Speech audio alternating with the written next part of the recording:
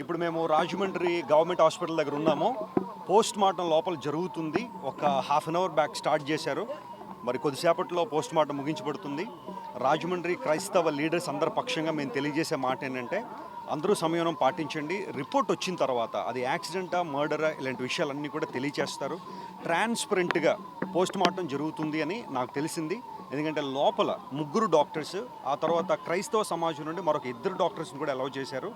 ఆ తర్వాత video సర్వేలెన్స్లో post mortem జరుగుతుంది. పోలీసు వారిని రిక్వెస్ట్ చేశాము. నేను ఇప్పటివరకు లోపల ఉన్నాం. నాతో పాటు చాలామంది లీడర్స్ ఉన్నారు. ప్రతి ఒక్కరు కూడా ఎమ్మెల్యే గారు కూడా వచ్చి వెళ్ళారు. అందరూ కూడా ఇన్వాల్వ్ అయ్యి ఉన్నారు. ఈ విషయంలో ట్రాన్స్పరెంట్గా కేసు డీల్ చేసి నిజానిజాలు బయటికి తీసుకురావాలని మేము డిమాండ్ చేస్తున్నాము, రిక్వెస్ట్ చేస్తున్నాము. అందరూ కూడా సమయం పాటించండి, ప్రార్థించండి. ఆ విడువబడిన కుటుంబం కోసం ప్రార్థించేయండి.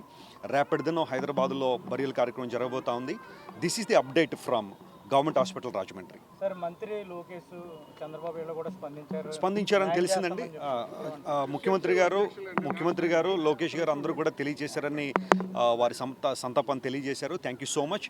లీడర్స్ అందరికీ, police department, judicial department, Rajahmundry government hospital team వారు కూడా చాలా చక్కగా పనిచేస్తున్నారు. మరి ఇక్కడ కొంచెం యూత్ అందరూ ఇక్కడ గ్యాదర్ అయ్యి ఉన్నారు. కొంచెం ఉద్రిక్త వాతావరణం అయితే ఉంది. బట్ అన్ని ప్రయత్నాలు జరుగుతున్నాయి, అన్ని సవ్యంగా జరగడానికి. అది కనబడటం లేదు. ఒకవేళ ముందుగానే హత్య చేసి ఆ తర్వాత అతన్ని అక్కడ పడవేసి దానిపై మోటార్ సైకిల్ పెట్టేదేమో అని అనిపిస్తూ ఉంది. ఈ విషయంలో పోలీసు అధికారులకి మా విన్నపం తెలియపరచడం జరిగింది. ఈ దినాన్ని గవర్నర్, ఎస్పీ గారు మాతో ఉండడం అది నిజంగా హర్షించదగినది. అదేవిధంగా ఎమ్మెల్యే గారు మాతో ఉండడం హర్షించదగినది. ఇక దినాన్ని మేము ఒకటి కోరుకుంటూ ఉన్నాము. ఈ యొక్క విషయంలో ఇన్వెస్టిగేషన్ చాలా లోతుగా జరిగించాలని మేము కోరుతూ ఉన్నాం.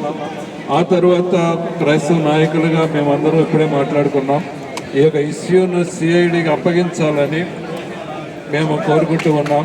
ఎందుచేతను అంటే ఇది జరిగిన సంఘటన ఒక సామాన్యమైన వ్యక్తికి జరిగినది కాదండి.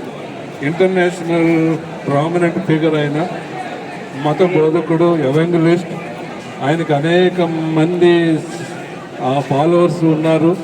సూటిగా మాట్లాడే వ్యక్తి. మరి ఈ విధముగా ఈ యొక్క వ్యక్తికి ఈ విధముగా జరుగుతూ ఉంది అని అంటే మొట్టమొదటిగా క్రైస్తవులకు, క్రైస్తవ నాయకులకు, పాస్టర్స్కి ఎక్కడ సెక్యూరిటీ ఉంది అని మేము ఆలోచిస్తూ ఉన్నాం. రాబో దినాల్లో ఇది చాలా భయంకరంగా మారిపోయే పరిస్థితి కనబడుతూ ఉంది. ఒక మతం గురించి నేను మాట్లాడటం లేదు, కానీ ఒక మతంపై వారికి తోచిన విధముగా రెచ్చగొట్టే ప్రసంగాలు చేసే వారిని దయచేసి గమనించాలని పోలీస్ శాఖ వారిని మేము ఈ దినాన్ని కోరుతూ ఉన్నాం. ఒక మతంపై వేరొక మతం విద్వేషాలు పెంచుకోవడం మా యొక్క ఉద్దేశం కాదు. ఏ మతమైనా సరే కలిసి మెలిసి.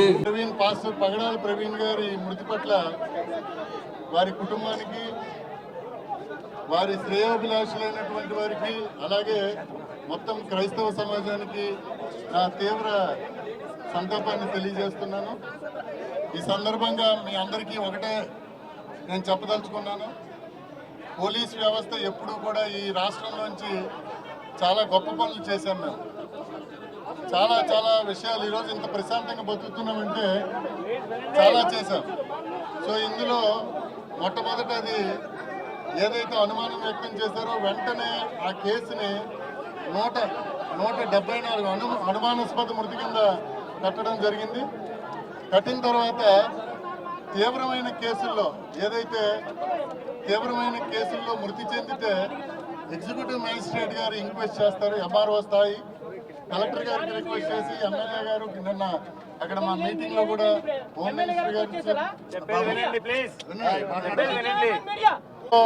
అందరికీ చెప్పేది ఒకటే, ఇక్కడ డిఎస్పీ కొవ్వూరు దేవకుమార్ గారి పేరుతో స్పెషల్ టీం ఫామ్ చేశాం.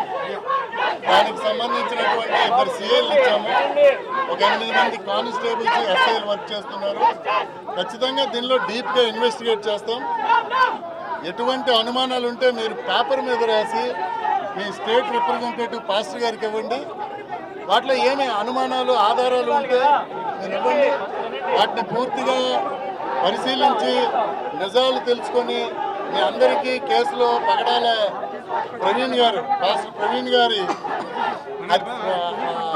మృతికి సంబంధించినటువంటి అన్ని విషయాలు ఫ్యాక్ట్స్ బయటికి తీసుకొచ్చి మీ అందరికీ తెలియజేసే బాధ్యత తీసుకుంటారు.